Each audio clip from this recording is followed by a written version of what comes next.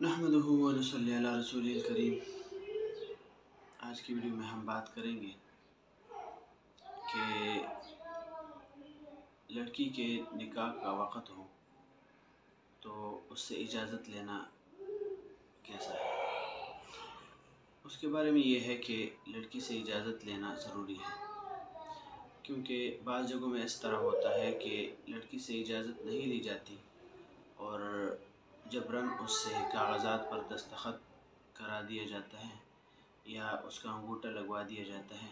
तो ऐसी सूरत में अगर वो ज़बान से इकरार नहीं करती और वो कागज़ात पर ज़बरदस्ती उससे लिखवाया जाता है, दस्तखत कराया जाता है या अंगूठा लगवाया जाता है, तो ऐसा निकाह जायज़ नहीं है। और इस सूरत में जो है वो उसका निकाह नहीं होगा। जैसे कि दिराया के अंदर सफ़ा नंबर इला सुन्नत की हदीस भी है।